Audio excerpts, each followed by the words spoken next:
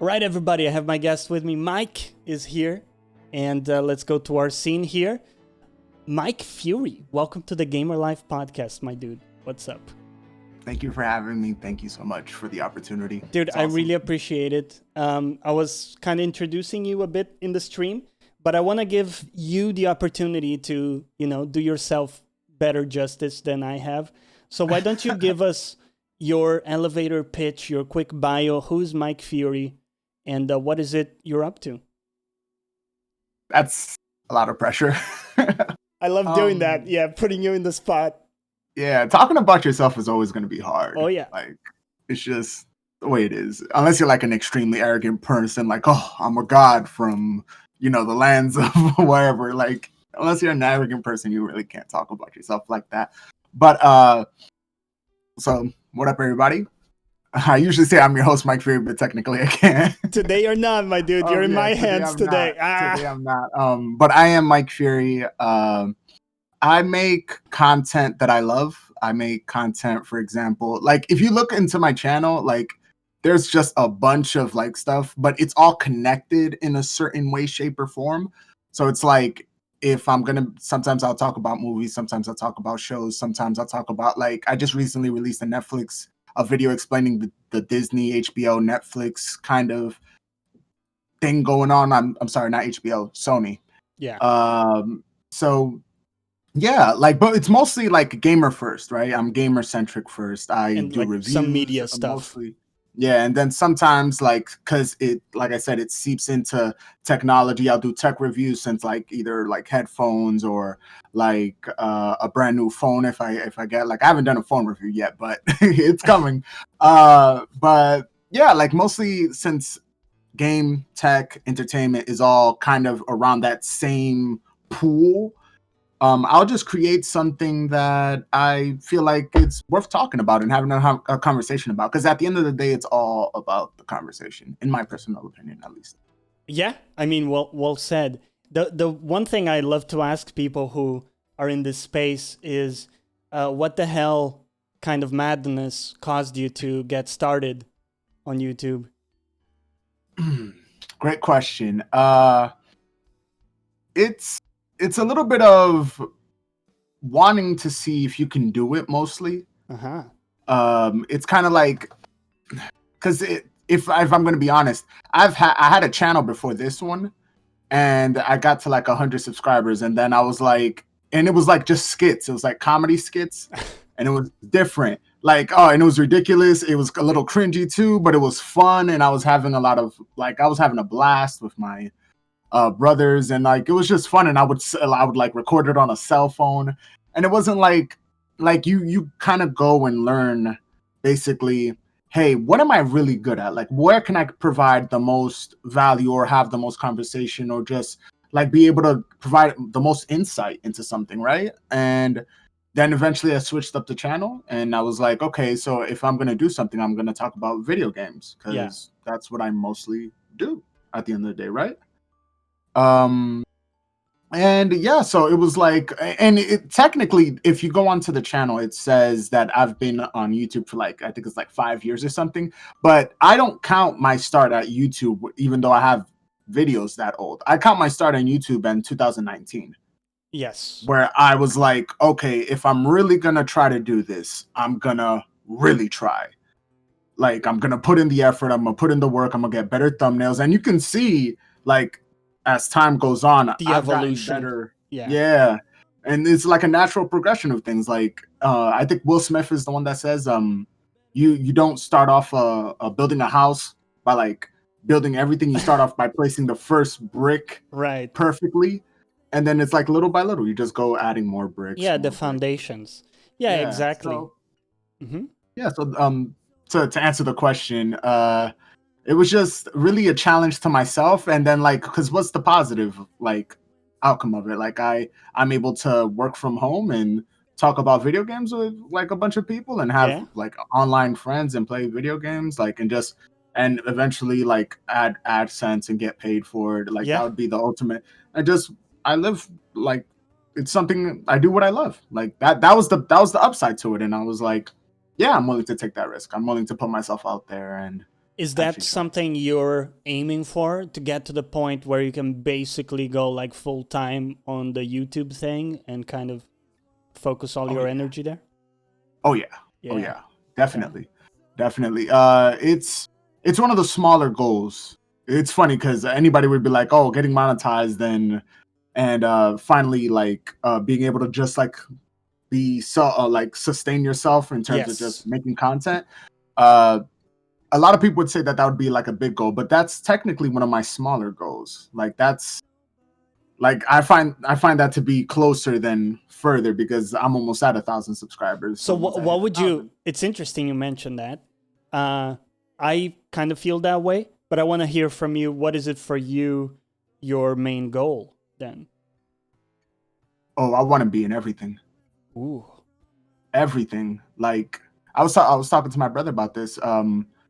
I have like if I was able to like grab the camera, but it's such a stationary place, I have a bunch of notebooks with just crazy ideas from books to stories to movies to TV shows to like it's and I would love to just be able to put myself in a position where I could actually like try to do that. Yes. Because you can't really try to make a movie. Not like that, right? Like like I can make a movie, but it's not really like really giving an effort to make a movie. It'd be like a waste of an idea if I did it now. Right. But later on, and eventually have my own video game company and make a video game. Oh hell yeah! Like that's top goal. So like, is that part of your like day job? Because you mentioned, you want to get full time, but what is it you do currently for like your day job? Video editing. Interesting. So you're a full on. You're in this space, even though you have your own channel, but you're also working for others. So how does that work? Does someone, is it like a YouTube thing? Are you like working with another YouTuber or? Sometimes, well, I have NDAs, so I can't really. Gotcha. Who it is? Interesting. But it's usually some YouTubers. Sometimes I deal with local businesses, small businesses that need. So let's say almost on a freelancer basis. Yes. Yeah. Okay. But I don't. It's no longer freelancing because now I have like a certain little group of clients. Yes. That I just maintain. Regulars. Yeah. Yes. So I'm kind of interested. Do they contact you and they say, "Hey, we got this, video we want to make," and they basically like send you all the A-roll and B-roll and the raw video, and you kind of piece it together, or how does that process? Pretty much. And then after they send me like because it's usually like, for example, if I get a new client, he would want to know how more or less the process would go. Yeah. So it's just you send me the footage. I'll try my best to put it in the best way possible, and then you tell me if you don't like it or not, and I'll do a couple like redos, or if he's like, oh no, I want this clip from this clip, or like I said this, I think I said this with better inflection, like, and then I just give him the final product, and then once he's happy with the final product, I send it through, you send the payment, and we're good to go. I take off the watermarks. Yeah. So I make sure that nobody's jipping me. Yeah. Yeah, fair. More or less. Scylla, welcome back. The reason I ask is because to me, editing a video, especially for YouTube, it's like a very personal thing in the sense that, the outcome of it as a creator, you have a very specific idea of what you want it to feel like, right? Or what the feel of the video is. And as an editor, you can have a big impact on the feel. So if your sense is out of whack with respect to what the creator wants, that's going to be weird, right?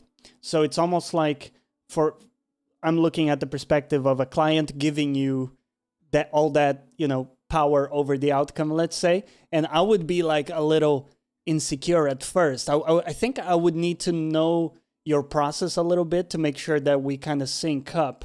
Is there any like prep work you have to do in terms of like familiarizing yourself with the kind of stuff that the client does to begin with, to make sure you're kind of in line with their style, or is it just a conversation? How does that go? Previous work usually helps. Anything prior that they may have worked on, anything. And sometimes it is just basically a conversation. Sometimes they allow me to have the freedom to like use my creative eye and actually like produce what I think is the best. And sometimes they'll roll with it, sometimes they don't. Okay. It all depends on who the client is. But for the most part, I'm very fortunate because my clients are pretty awesome. Like they easy to like work with.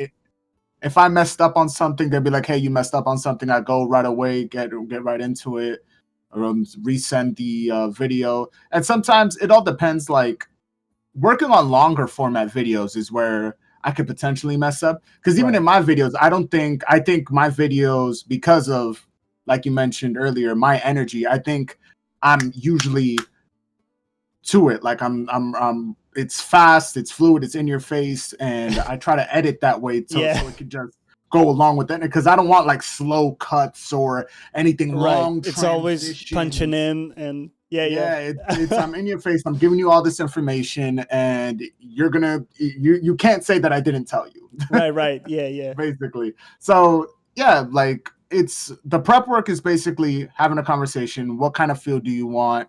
And each video is different in a certain way. I've had clients that want to make like lovey-dovey stuff to their like partners. Like, oh, I want them to make a collage of romantic, like, you know, like a little romantic. Oh, they're together, our 10-year anniversary, and I gotta make it slow and moody, and the edits are much slower, and I gotta lower the actual speed because everything looks dramatic and lower, right, yeah, and in slower time. Yeah, so you gotta be flexible and resourceful to kind of to meet what they're asking.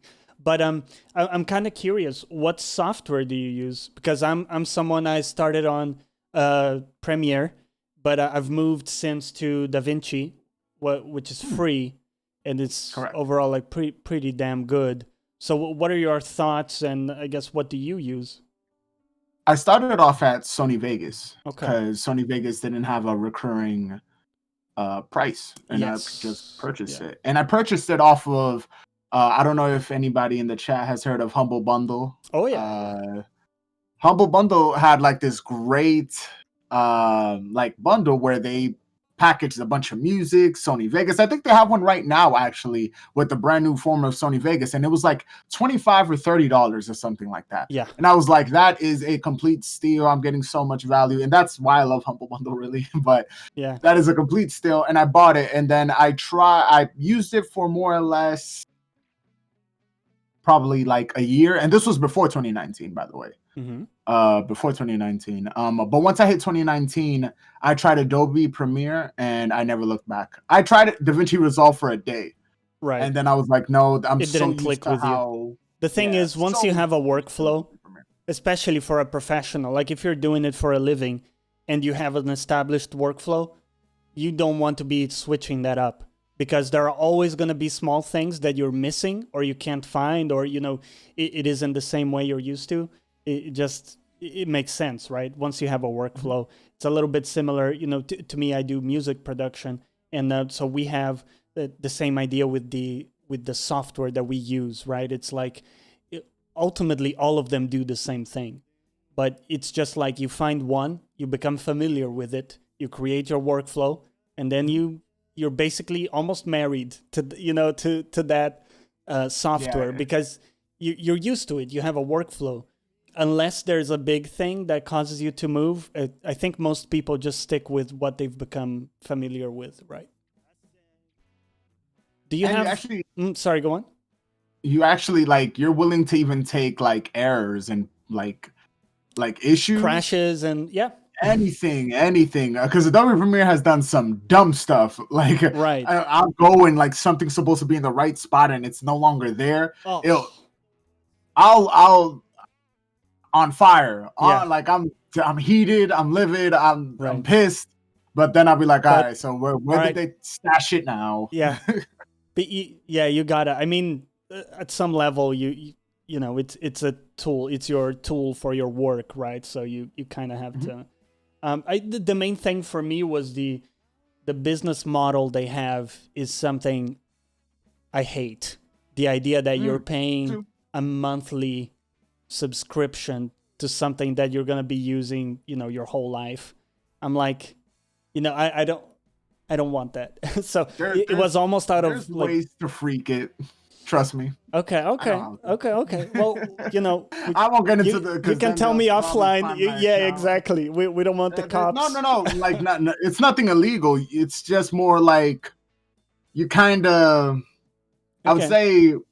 Listen, you can tell me offline because I'm interested, right? You still gotta pay though. You still gotta pay. You just pay less. You pay less. Okay. Mm-hmm. Fair enough. And it's a great software. So it is. Yeah, it is. I really enjoy it as well.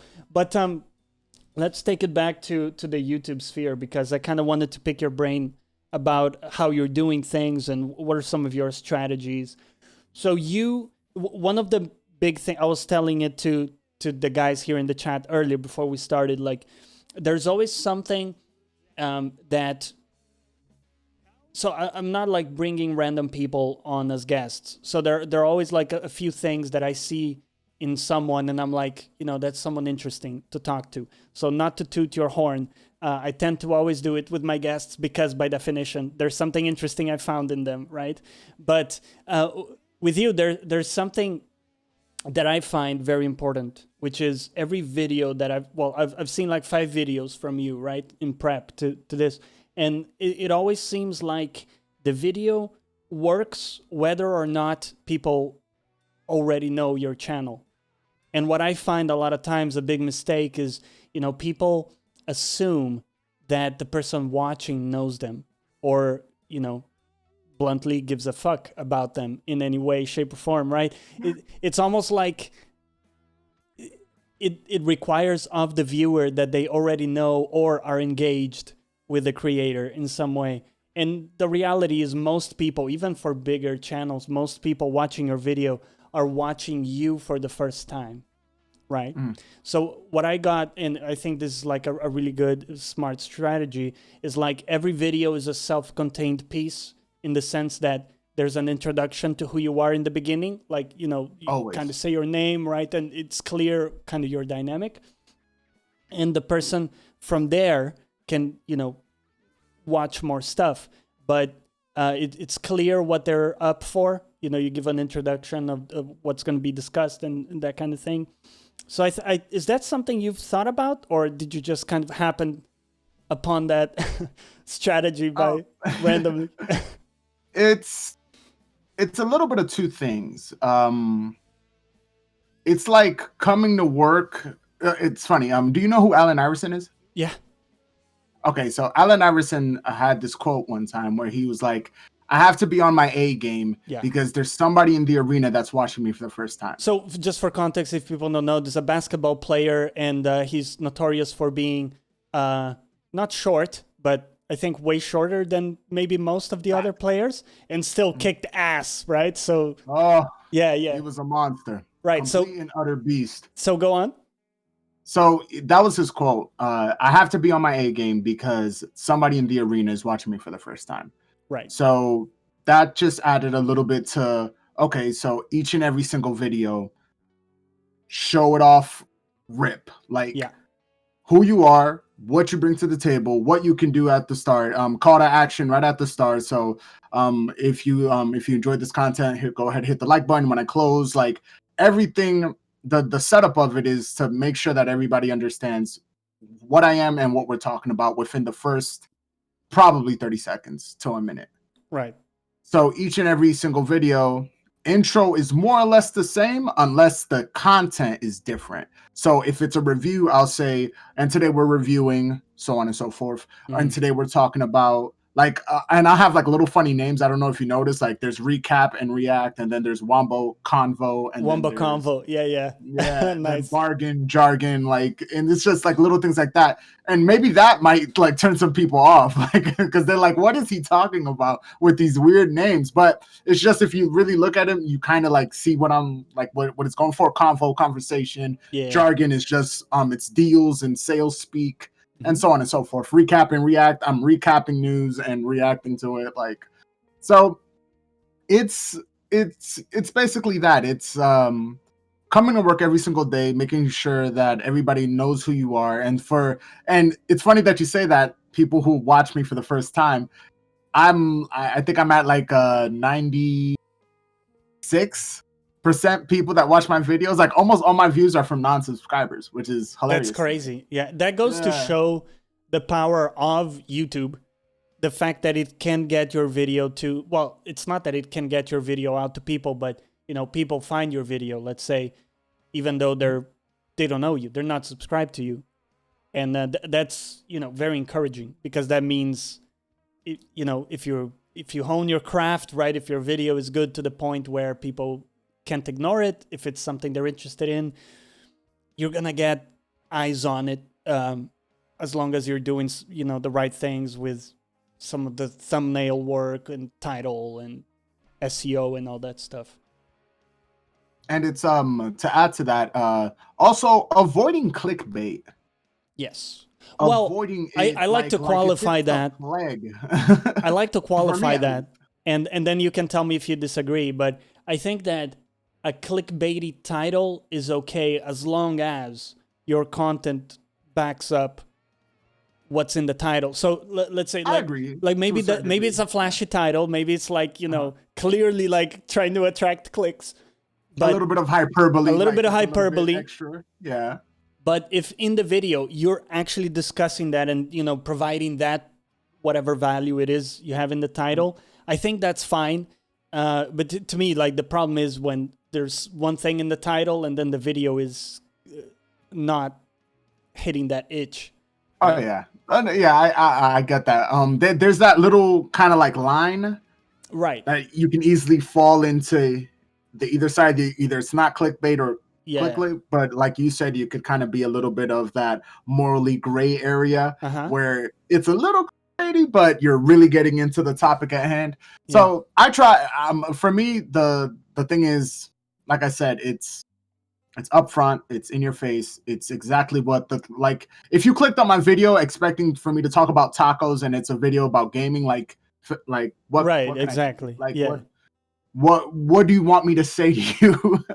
But it's mostly that, it's just being honest upfront. Just so it is what it is. If it's a video about Metal Gear Solid, we're talking about Metal Gear Solid. If it's a video about Hideo Kojima, that's what it is. Like, you're not getting anything else other than what I put in the thumbnail and in the title. A big question is, like, how do you decide what you're going to make a video about? Let's say, for next week, you're planning on what you're going to do and, deciding, is it based on basically what you want to talk about that kind of has come up and you're interested in? Or are you looking for things that maybe are interesting to other people that they might want to watch? A little bit of both.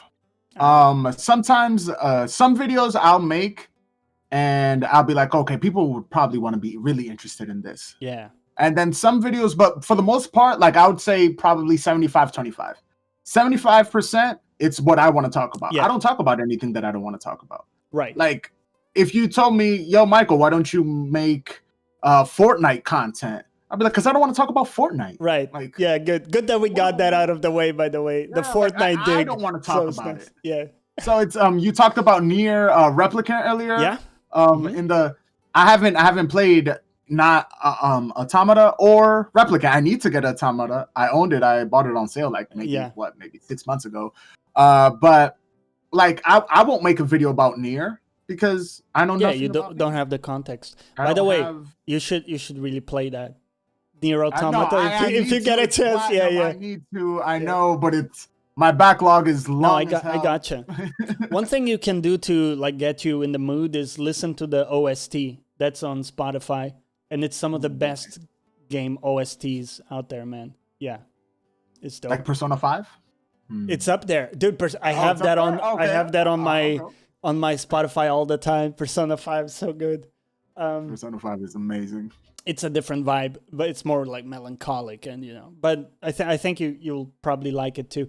But good. So the other thing I wanted to ask you is, how much time do you spend, or I guess how much attention do you put in SEOs? And so for people who don't know, this is the tags we put and the search engine stuff behind the scenes. Probably 0 to none. Oh, okay, interesting. Like for me, that's one of the things. That's one of those like like right before when I used to do bad thumbnails. Yes. And now, like, I think I'm decent, if anything. Like, I don't think I'm good still, but I think I'm decent more or less. That's one of those things that's like the next level. Like, okay, right. well, now we've gotten the thumbnail game down properly. Now search engine optimization. But I really it's just, to me, whatever is going on right now in the world, I'll do a recap and react. That can be a random video on a random day, but it's usually not the video of the day. Most of my time I spend it on thinking of like content to produce and what I want to talk about and what's coming up. So I have like this list on my phone called relevant games. So there's relevant games that I've played and then relevant games that I haven't played. And if they land in the search engine optimization, are they optimized for that? Awesome. If not, I always see it as one of the beauties of YouTube is that somebody's going to eventually watch this. Yeah. Either now, like, and somebody's eventually going to be like, wow, that's an excellent video. And yeah, like sometimes I just wake up and I'm like, why does this video have so many views? Yeah. I uploaded this last year. Why are people watching it now? But that's one of the beauties of YouTube. It's so crazy, man. And you never know what's going to pop. I always say this. That's why you got to try different things, right? Try different styles and talk about different things. Because, you know, there may be like a couple videos that have popped. And after like years, you know, I have people that go in there and they're commenting like, oh, and it's funny because for them, it's almost like I said all that stuff today.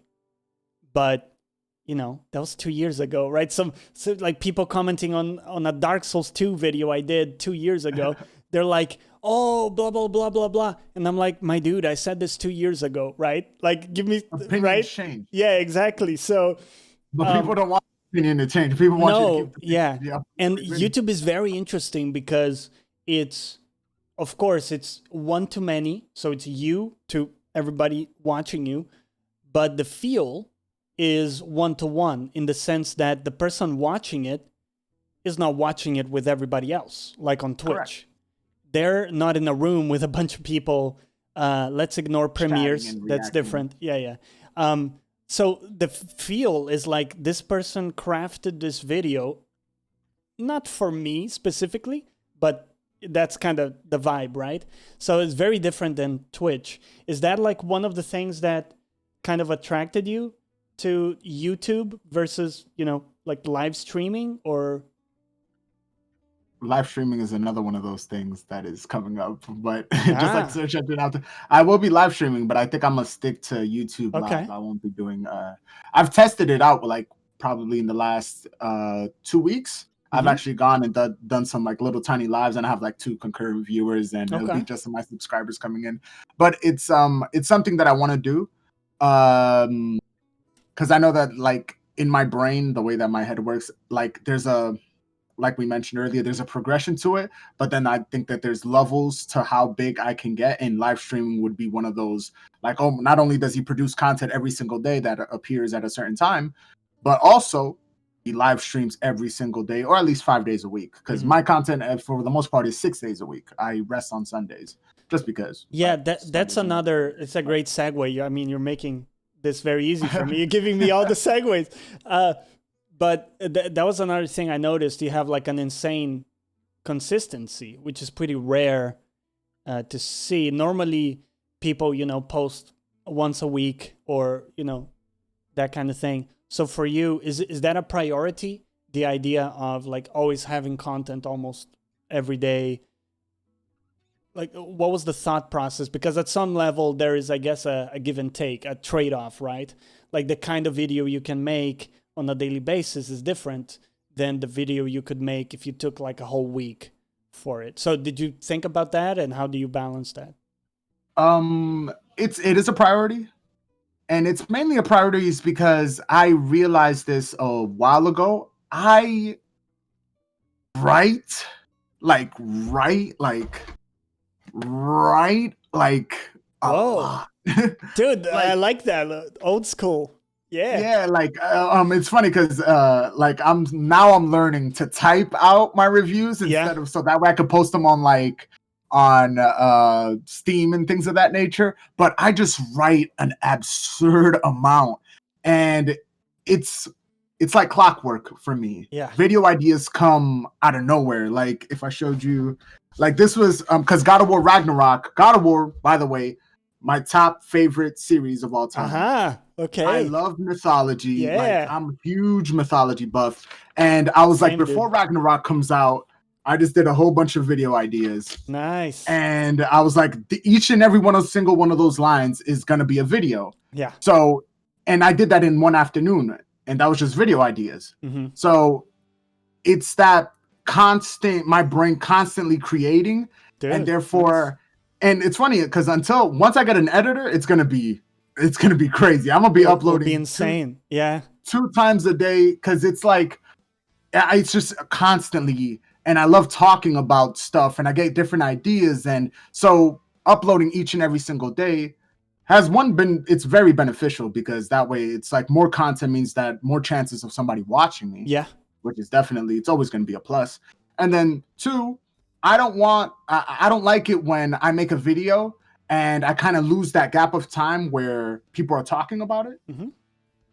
I hate that because, for example, reviews, I like doing game reviews. They're fun for me, but sometimes I get the code late. The conversation's it's not a game that really kind of, got people going. And the moment has passed. It has like maybe a week's worth of talk. Yeah. And views. But then after that, like it kind of just falls off. And then I've had to throw like 3-4 long page reviews. I had to throw them away because I'm like, this game didn't set the world on fire. Nobody's ever going to talk about this. It's not worth it. So making a video on it wouldn't be worth it. And that bothers me more than anything. When I have a great video idea, but because of the way that I release content, reviews come out for the most part, almost every Friday. Interesting. I'll have a game review out almost every single Friday. But that's the harder part because my game reviews aren't, like ACG says, 2 minutes long and filled with sponsored bullcrap. They're not. They're long. Like they're around 8, 9, 10 minutes. I just did Dying Light. Dying Light was 18, 17 minutes. I would have to go and check. But it's a pretty long review. And it's like that takes time. Getting clips together. Give me a clip like choosing footage, all that. It's a lengthy. 16 minutes long. Right. So it's like there's a process. So I have to go into the game, whatever I'm gonna use, because I want to make sure that there's visual representation every time I'm talking about something. Exactly. Because sometimes it's not. Sometimes I'll be like, oh, the audio is great, but I didn't give you an example of the audio. I used to do that in the past, not anymore. Now I'll definitely go and check, go and grab clips of audio, like so you could actually understand where I'm coming from when I'm explaining something. But yeah, you're absolutely right when you say that.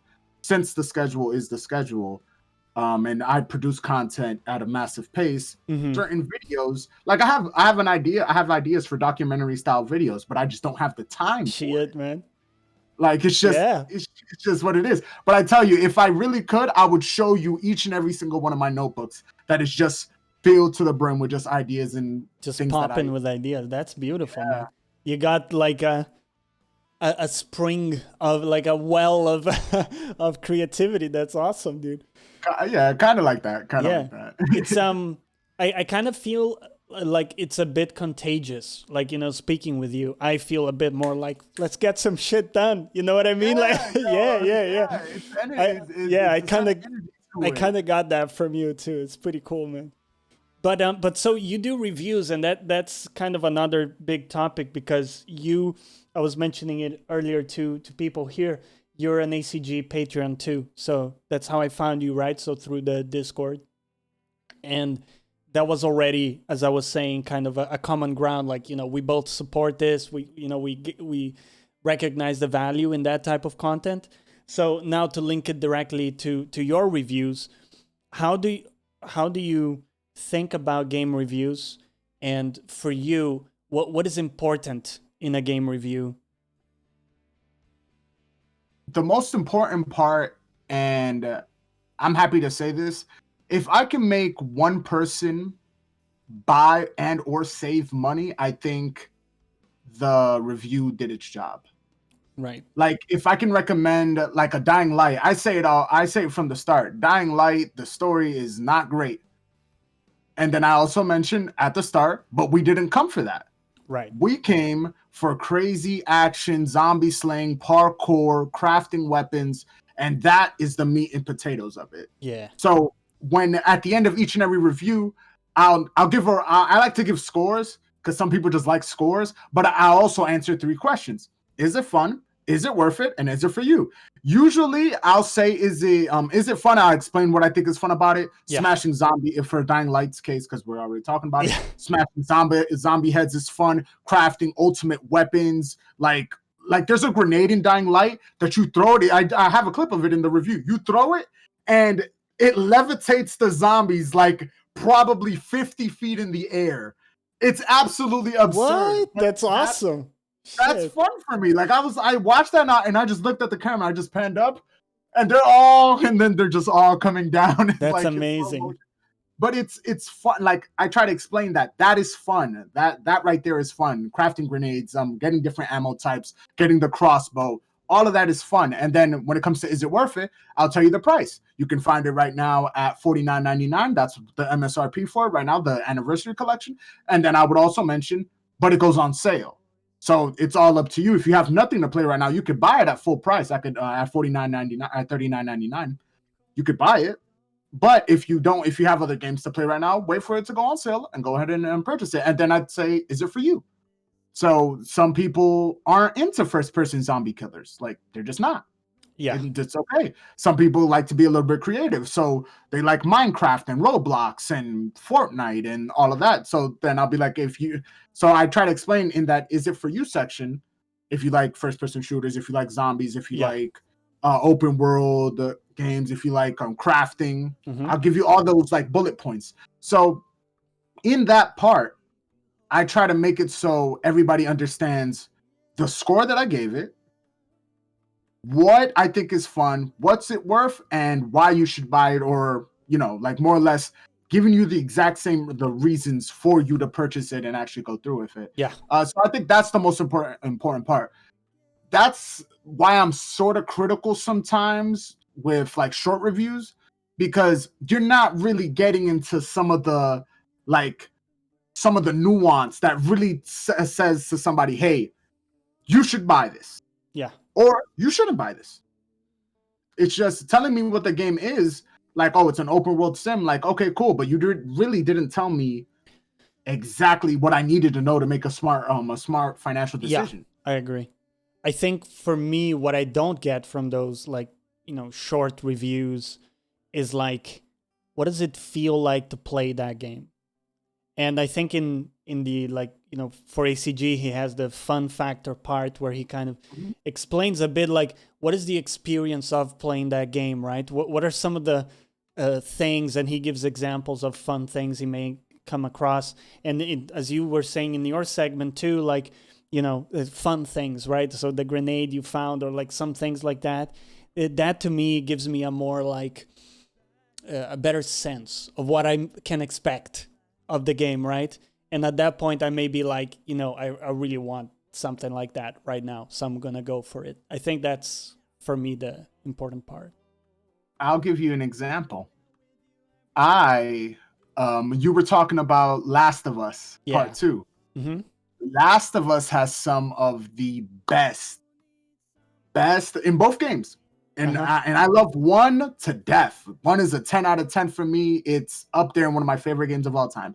2, because of the story, not so much. But that audio and just the way they react when you hit them with a melee weapon, dude, it's a type of satisfaction that you can't explain in a review. It almost like, does it make me a bad person to enjoy it so much when like you blow them up? And I hate when you're using Ellie. I hit somebody with an arrow and I saw them kind of grimace to the side. I hit a rib. I was like, you can't make that up. Like, you can't replicate that. You can't explain it. But something about that is just fun and satisfying. You blow up a clicker with one of those like landmines or whatever, like and the pieces all over the place, like Hell yeah. My god, yo, it's and I'll say it this time. I'll say it again. Last of Us, the story may be whatever it is, but nobody nobody does audio, visual, and even to a certain degree, besides it's slow, but gameplay is tense. Yeah. And it just feels good to do.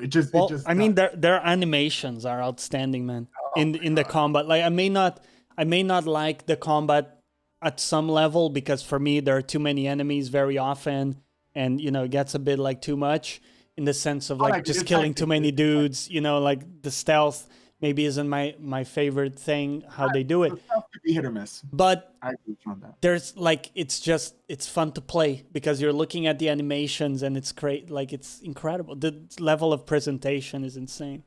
There's this one scene where in a full motion, Ellie they have it in the trailer. She's running and there's a bottle like on a ledge, and she in one full motion, and this is when I was like, that right there is extremely hard to animate and just amazing levels of detail where she grabs it and she winds the bottle and in one full motion, in full stride, throws the bottle and hits somebody in the face. I was like, that it's just certain things like that. It's getting to a level where it's so smooth, like how they move, and it really reminds you of like real life, because people don't just like walk like Hitman from the Hitman games. I love the games, but I love he's very orthopedic, right? So he's walking like a robot. People in the game, they have their gait. Everybody kind of moves differently, and they pick up stuff, as you say, on the go, like without looking, which is kind of interesting too. Let's say you're walking and you click to pick up some salvage on the side. You'll see them just like pick it up without necessarily stopping what they're doing, turning and take. It sounds silly, but a lot of games still have that thing where they stop what they're doing and they initiate the action of picking up. Yeah, go on. I broke The Last of Us like day 2. I broke it because I was crouching and I was doing exactly what you're doing. I was picking stuff up and Ellie wasn't looking. And it's a video on the channel. It's like a quick, maybe 1 minute clip. And it's me and my brother dying of laughter because her arm stayed like this. Oh God. And her body's moving. The arm is just literally on a, because I guess I went to go pick up something with the right hand and it just glitched. It just stayed extended. It just stayed on a, like if she was T-posing, but just to the right, to the left. I apologize. But it was just so funny. And it was probably something along those lines when she was picking up something, she wasn't looking. Yeah. But it was hilarious at the time. I even went, how you go into the desk and you do the repairs to all your equipment. Yeah. The arm still stayed the same way. Oh my God. Oh. Funny. It was just funny. That is another, like, I guess. Forever dabbing. Correct. Forever dabbing. That is another thing, like when you go to the workbench and you put your gun or your weapon there and you work on it, there's a feel to that. It's so good, man. It's so like, so well done. There's always going to be a level of attention to detail for at least them that I expect. Yeah. Because they're good at that. Like that. Like, when he's gonna go craft something, he'll go into his backpack and it's all done in real world. So you can't just literally just decide, hey, I'm gonna craft the little nail mine that they do. Yeah. I'm gonna go craft one of those, or I'm gonna apply shivs to my melee weapon. Like, no, you have to do that at a certain point in time, because if you try to do that right now, that's your butt, buddy. Like, it's just what it is. Yeah. Yeah. But it's just little things like that. When she does the iron sights for the shotgun, or like kind of carves into it, doing finding the can and putting it in front of one of the pistols to silence. Like, there's just little things like that I just appreciate about them. Yeah. The story could be as bad as it wants, but I will never say anything bad about the gameplay. Right. Yeah, exactly. There's a good game there, regardless of whether you like the characters or whatever. Too much. Like, it's just what it is. Like, you can feel however you want about the story, but technically, they nail things that I wasn't looking for in that game. Yeah, it's really incredible at the technical level. How do you feel about Outriders? I know you've put out a review and people can check it out on your channel. but I haven't had a chance to watch it. So it surprised me with your take on Outriders. I might. Some people in the chat might hate me. we'll lose some people in the chat. Like it though. Yeah. I think I'm getting a lot more meaner, and I think I'm valuing my time a little bit more. So when I play Outriders and I don't get a legendary within the first 20 hours, we have a problem, and you're a loot shooter. It's just like if your name is a looter, and I have to literally go 20 hours without getting anything like unique, there is an issue. It's just that's the way my brain works. Maybe some people won't like understand that, but I come from Diablo 2 and Diablo 3 where there's a legendary probably within the first 3 hours. It's just or there's this great range of loot in general. Yeah. So I play Outriders, and Outriders felt more like Destiny to me, where a lot of the guns, like they feel samey. Like there's not really like it's not Borderlands. Borderlands, you can find anything in Borderlands. Yeah, from a fire crazy variety. Yeah, the amount of variety in Borderlands and the amount of weapons and variety in Diablo, those are the looter shooters that I compare everything to. So I play Outriders, and not only the bevy of issues from the story being a big bowl of meh, like it's just not that good. The technical issues, I got disconnected. I got crashes on boss fights. Yeah, the technical stuff is a problem for sure. Oh, Lord have mercy. Screen tearing on the Xbox Series S. The audio would just cut out sometimes. Lip sync issues sometimes. And then I finally get a legendary, and there's nothing unique about it. Like, okay, you give me a weapon with a skin. I think I actually, even though I did like the game and I played until the tier 14 expeditions in the end game stuff. Expeditions were fun. I say that in the review. Right. Yeah, exactly. So that, with friends and stuff, right? For me, it was fun. But I actually agree with you in the point that the weapons almost feel interchangeable. So, for example... I don't mean say that you use the secondaries. Right. You never use the secondaries. The two pistols or whatever, the revolver, you never actually, use them. It's funny you mentioned that. Corrido in chat, he uses he used to use pistols.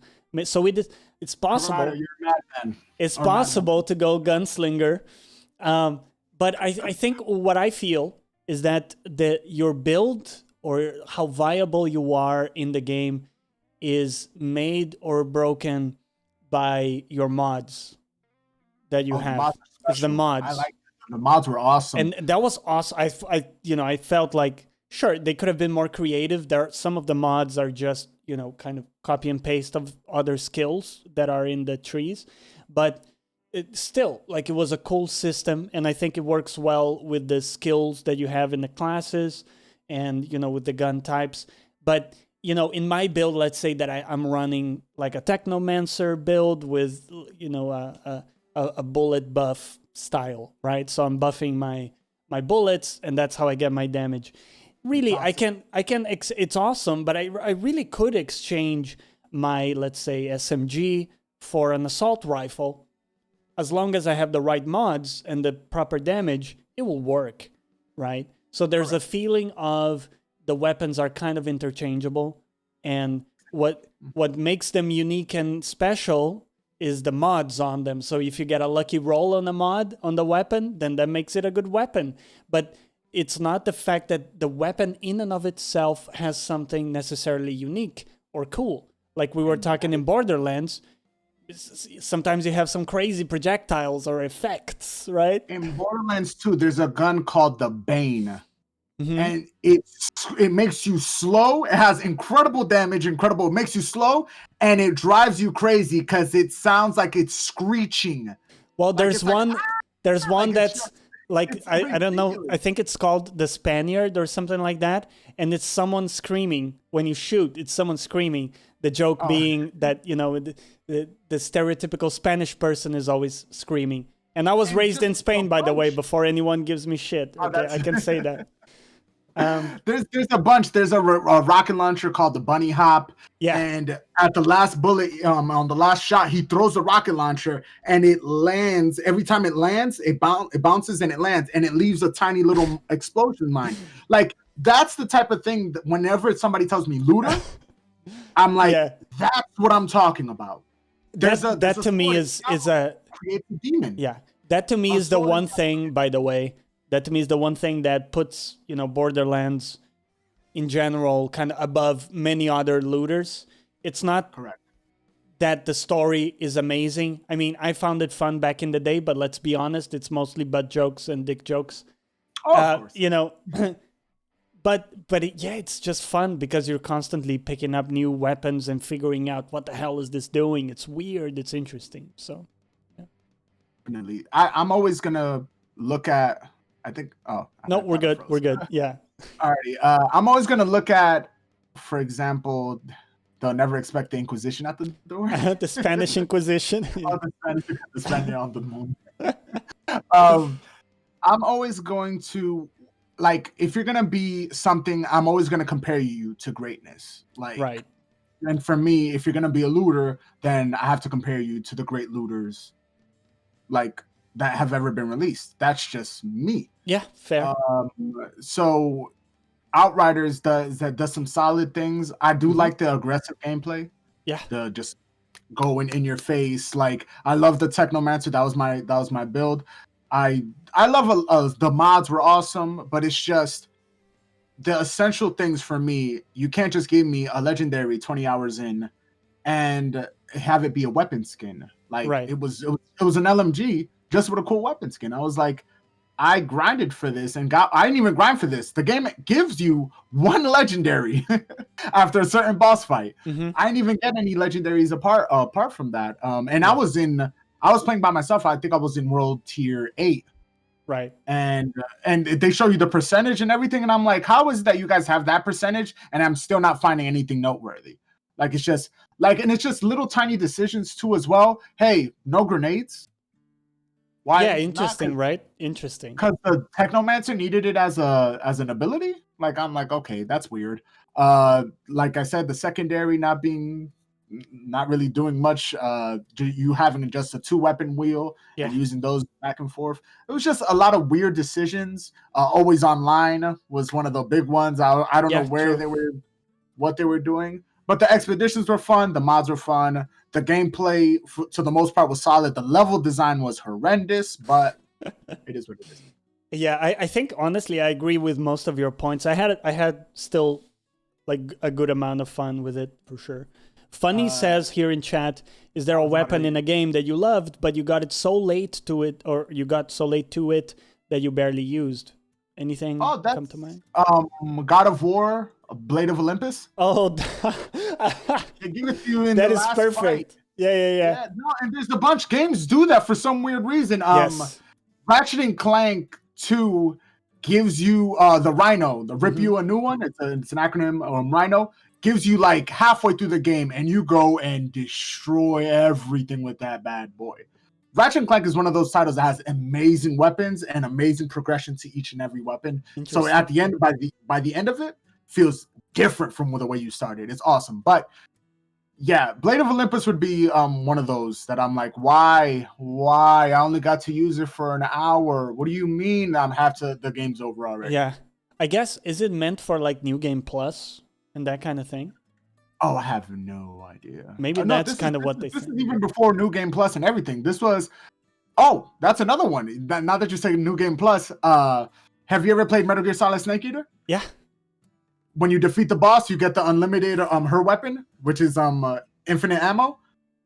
Oh, I don't remember that. Interesting. Oh yeah, but you get it just at the end. Shit. Right. But you get once you beat the game, and then it's like, hey, you want to play it again? And it's an infinite gun. It makes the game a complete and utter breeze. You kill everything. Okay. Everything, but that one's more understandable because that would just break the game.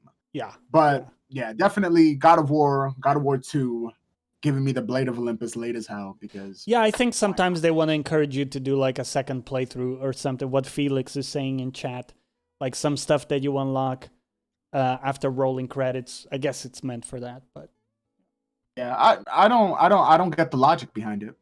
I agree with you. I think I would much rather it just be in the game, in like one playthrough. But yeah, it's funny. I thought about this. I think I was gonna make a video on this, but I think it's such a small topic that I wasn't gonna do it.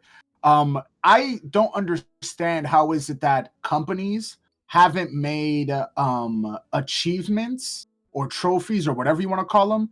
How you haven't provided like cool themes or cool skins to kind of motivate players into really getting like, I don't know if anybody plays BioShock, but BioShock has this really cool theme where if you go on the up on the PS4, it shows Columbia, and if you go down to like where your games are, it shows Rapture. Like, you imagine putting that as the infinite, as the 100% infinite, and having gamers just go for that because that theme is cool. Yeah. Like, you could have done that. You could put skins, like little different costumes as achievement rewards. Like, I'm just surprised at the lack of just like, really, we could do that? Like, yeah, give me a different shade of blue for Kratos' armor or something, or a different skin for one of my Outriders. The more I progress through the game, you reward me for progressing through your achievements and doing everything you guys put on the achievement list. I agree, especially that kind of stuff like cosmetics.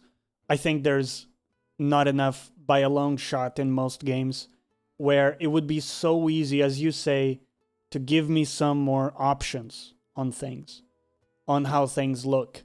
Why can't I have, I don't know, like if I want my armor to be like golden, let me be, let me do that.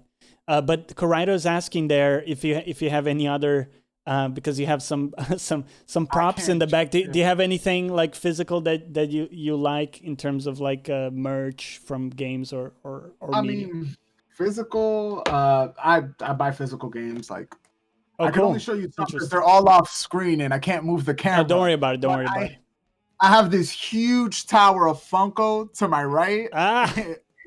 And it's like it legit is a tower, by the way, but it's like I can't show. I wish I could just grab the camera and show it, but it's at a stationary spot. Like, that's awesome. I like physical media. Like, I bought the Yakuza steel case. Yeah, and it has another one, Ghost of Tsushima, which is probably one of my prized possessions. I love Ghost of Tsushima. Oh man, I have the steel case version of that as well, the special edition. I also got the steel case. I like steel case, man. It kind of, they're very artistic. Yeah, I like it.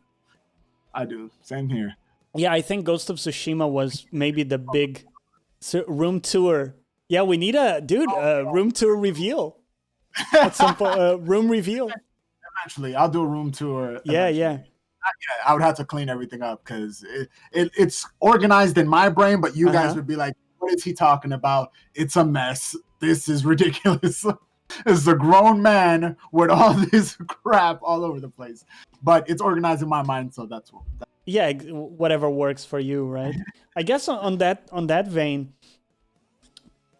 are there any, I guess, habits I always like to ask people that you do outside of gaming that help you stay focused, creative, and kind of, working productively? Are there any things that it could be as small as going out for a walk, but are there any habits like that kind of help you? Funny that you say that. For the most part, right now, 5-mile walk. Okay. Every single morning. Not this morning because I told you, I gave you my word. Oh yeah, true. Yeah. Thanks for that. But also, not this morning because I was playing Chivalry 2. I got a key for the beta. Sweet. And Chivalry 2 is it's a little different, but it's dope. It's really dope. One messes another one's treasure. Yeah, exactly. But during the 5-mile walk, I practice a couple of things. I practice kind of like allowing my brain to just kind of rest from everything, putting things in perspective, what's important, what's not important. Also, kind of like visualizing my goals as well. Like, where do I want to be in the next? I never do the time frame because time is like, it's whatever. I'll get there when I get there. I don't want to put that type of pressure on myself. Right. Like, oh, if I don't reach 1,000 subscribers by the end of the year, which I'm hopeful for, that doesn't mean I don't think about it. But it's not something that I'm just going to be like, okay, I didn't reach 1,000, now I quit. Like it's not. I don't put time. Time is whatever. Like I'll get there when I get there. But during that walk, a little bit of meditation, a little bit of prayer, gratitude. Nice one. I try to use that walk for the most part because it's going to take me like around for 5 miles. It's like around an hour and a half. Okay. And I walk. By the way, I was born in New York City, and so if you know anything about New York City, you're a spry walker. Yeah, we're not slow out here. If you're slow, you just get trampled over. Yeah. Yeah, definitely. And people have been trampled because they just fell in the middle while everybody's on lunch break. Everybody's going the same way. But yeah, for the most part, it's that. It's making sure that I have the right perspective, making sure that I'm always genuine, making sure that I am always honest about the information that I put out into the world. Making sure that I'm always nice too. I practice a lot of kindness as well. It's like just to everybody. I don't think anybody should be treated badly. Yeah. But it's basically taking advantage of the time where I'm not reading a comic book, where I'm not diving into some sort of entertainment. And it's interesting. You're also not like listening to music or anything. You're actually just walking. Sometimes I'll put a little bit of music on, and then I'll cut it off, and then I'll be like, okay, so. But it all depends, because sometimes like I want to kind of like get into the rhythm of the walk, so I'll put something like some like high energy hip hop, like, and then I'll catch the pace, and once I catch the pace, then I'll be like, okay, now I'm doing this properly, I'm on my way, and then I'll start thinking about it and reflecting. Sounds almost like a meditative activity. It is. Yeah. It is to a certain degree, because I don't think anybody could bother me when I'm you're focused. I'll be like in the walk, and yeah, very interesting, man. I personally don't pray, but I do find that what you mentioned about gratitude is a big solution to a lot of problems that people have when it comes to like mental health. I think that if you're exactly. Yeah, I think if you're truly in touch with, gratitude, it's almost hard to be angry, frustrated about, even if you had a bad day, you're grateful that it's over. Maybe it's as simple as that, right? But, or you're grateful to have conquered it, let's say. But I've found it to be, as someone who I deal with, stuff like chronic issues and stuff like that. I found that was a big thing for me. And I started small, right? Because in the beginning, it's like, what the hell do you have to be grateful for if you're in a bad place, right? But you start small. You're like, you know what? I had a great cup of coffee, right? And you kind of, and you start to appreciate all the small things. And then you see that there's more and more that you were taking for granted that you can kind of really appreciate. And just being in touch with that, I think it's really a big deal. It's extremely important and extremely underrated, and people don't talk about it enough. Right. Like being able, like, and you say the small things. Like for me, one of the big things, like I mentioned, New Yorker, pizza is my favorite food. Yeah. Like and like sometimes I'll be in a rut, and then sometimes I just think about it, but I could always just get up and get a slice of pizza.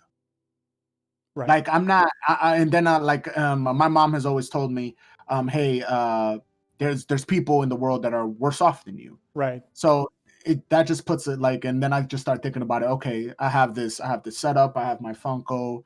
I play video games for the most part. You can go out and grab a pizza. Yeah. I can go out and grab a pizza. I can walk, and it's just like people don't even think about that. Like some people were born with the disability of not being able to walk, like paralyzed from the waist down. Like, do you know how fortunate enough that you are, that you can just get up and go outside and breathe some fresh air and don't have to be like wheelchairs, like little things like that. And nothing against like disability. Sorry, it just happens. You didn't really decide to, but it's like little things like that. Like no, it's fine. And I'm someone who's handicapped, so I walk with a walking stick. And so for me, I'm very much in touch with what you're describing, which is realizing how many things we take for granted, right? Yeah. But I think this is not to like guilt trip people who don't have this issue. It's more like to point you to how much is available to you to realize that, there's a lot of good stuff that you have access to, and to kind of start appreciating that. And anyways, I thought it interesting you brought that up, because not a lot of people mention gratitude. So that was cool that you've also gravitated towards that. Yeah, it's helped me a lot, because I'm very competitive, and like sometimes in the competitiveness, there's a little like nastiness of it, right. like because you like, oh, I don't want that person to succeed, or like I used to do that. I'll be like, well, why does that person, like, oh, I'm more intelligent, I'm more this than that person, I'm funny. So like in that competitiveness, I found myself getting a little nastier, like, and I don't think I'm a nasty person. I think I'm a nice person. But helping with like acknowledging that was a little issue, that then I eventually, okay, so how can I fix that? So then came mindset, gratitude, perspective, right. kindness. Yeah, that already shows a lot of like what would you say, self-awareness, which I think is also kind of impresses me to see on you, because it's very often you see the opposite, which is being oblivious of one's own faults, and thinking that the fault is with everybody else, right? Instead of kind of looking inward and being like, hey, what can I tweak or improve there? So that's cool as well, man. I take full responsibility over any shortcoming. Full. Right, exactly. Because ultimately it's empowering, not to use an overused word. It's empowering in the sense that you take ownership over that shit, right? It's up to you to make it better, and you have the power to, touch a few knobs in your system and get a better outcome from that.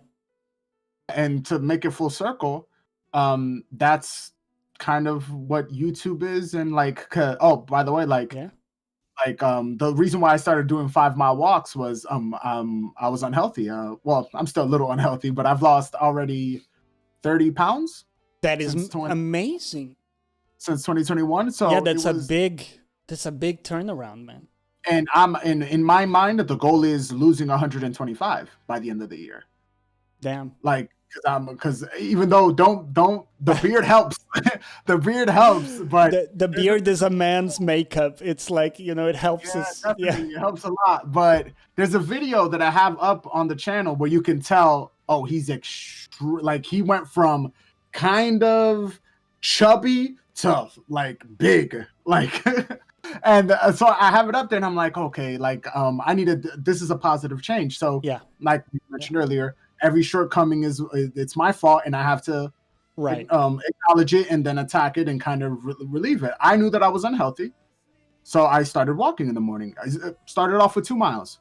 2 miles, it would take me like around 30 minutes, and we're almost at the end of April now. Now I could do 5, and then some days I like disconnect and I forget that I'm walking, and I'll do 6 and some change. Like, you got, like, you have to acknowledge it and then acknowledge the fact that there's a problem.